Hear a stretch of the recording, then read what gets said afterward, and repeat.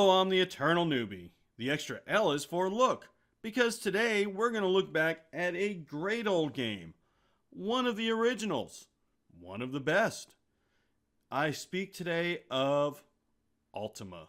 Ultima came out, I believe, in 1981 and was pretty amazing for its day. I didn't play it at the time because I couldn't read back then. You'll notice right away that it says 1987. This was the re-release.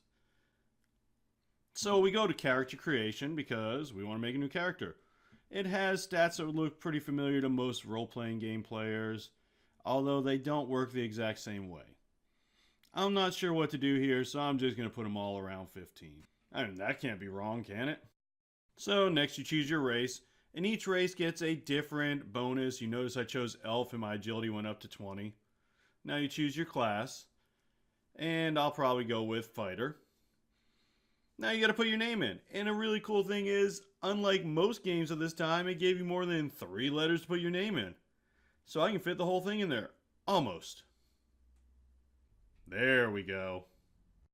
But enough of this, let's take a look at the game. It starts me off pretty close to Lord British's castle, so let's go in and take a look. You can see the graphics aren't that great. Sound effects, well, listen for yourself. But it was 1981. What did you expect? Music? Come on. So I go over here. You can't really talk to any of these guards. You can talk to the king, and he'll do a couple of things for you. The first thing he'll do is he'll offer to heal you. So if I gave him, say, 10 gold, I'd get healed for 10. I don't have a lot of gold, so I gave him 1. But I get healed for 1. The other thing he'll do is he'll give you a quest. He wants me to go to the Grave of the Lost Souls. That's pretty easy. It's a sign in the world. If you look south of where I am, there's a person in a cage. That is a princess, so Lord British isn't quite the nicest guy in the world. But when I need to get her out, fortunately, the guy in yellow is just jumping around, shouts, "I have the key." So I guess Lord British wasn't smart enough to give the key to somebody trustworthy. But then again, he has a princess locked in his dungeon, so he's not exactly a good guy in this game. You come to the town, you can buy all kinds of different things. At Transport, I can buy those things. Later on, I can buy an air car or a space shuttle, which I'll show you in a bit. I can get different weapons, different armors, need food. So let's take a look at some of the dungeons. That thing, weird looking thing in the corner is my time machine. I'll show you that in a bit, but let's go down the dungeon. Hey, look at that. There's a chest right there. The dungeons all had the same kind of layout. I mean, the ladders would be in different places. The doors would be a little different. There would be force shields. So you go down here and you fight some enemies. The first 2 levels, you fight a rat. Or you might fight an orc, or a goblin, or a ranger. See a lot of rangers. Some of the quests the kings will give you are to go down deeper in these dungeons and kill certain things. Like you might need to go to level 4 and kill a gelatinous cube or something. Now the graphics aren't that great, but remember, 1981. When you think about that, it is really impressive, especially when you consider this guy pretty much did it by himself. I think he may have had one other person help him. You don't see many blockbuster games come out today that have one programmer. Although I'm sure there are some. I just didn't do my normal, extensive research for this video. So walking around, I'm basically just looking for monsters. Showing you the layout. Actually, right now I'm looking for the way down and I'm kind of lost, so I'll be right back. Here we are on level 4, and you can see the monsters are a bit meaner. There's a giant spider, not too tough. An orc behind me attacking you. That's the one thing about this game, is they can come up on you. Ooh, Cyclops is mean. They can come up on you from any direction, and you can just be walking down here, mind your own business, when all of a sudden you're getting hit. You gotta turn around, see if he's behind you. Oh look, there's someone right there. So you get the idea. Let's take a look at some of the more crazy things about this game. Don't mind me, just cruising around in my airship, because all good medieval games should have an airship. It's also pretty cool. It comes equipped with laser blasters, so I can fight warlocks and pirates and such. Don't have to worry about the water. Airship goes right over them. Not sure why they decided to add an airship in this game, but it's not even the strangest thing you can get. Like, you'll go into a store, and you'll be able to buy a horse, or a cart, or an airship, or a space shuttle, which is what I'm looking for now, because this is an old save game of mine, and I have no idea where I left my space shuttle. So let's try and find that. So this is a pretty big map. There are 4 continents. I've been everywhere looking for my space shuttle. Of course, I wasn't actually looking at the map, so I've probably been in the same place like 27 times. Oh, there it is. I knew I'd find it eventually. Right next to Britannia. Huh. That's a pretty smart place to leave it. I wish I'd remembered that. So before you go into space, you got to make sure you have on the right armor. Because if you don't have on a spacesuit or I think a reflective suit, you're going to explode as soon as you get up into space. So let's go ahead and change my armor.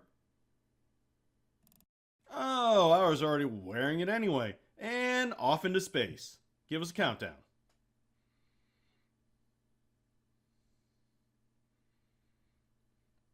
Surprised he didn't add sound effects to this part. It'd make it a little more dramatic.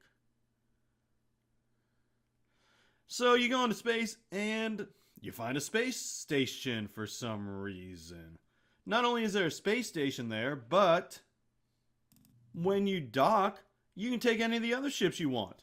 They have different stats, like different fuel, all that stuff. But your ship is the only ship that can land on Earth, so don't forget where you left it.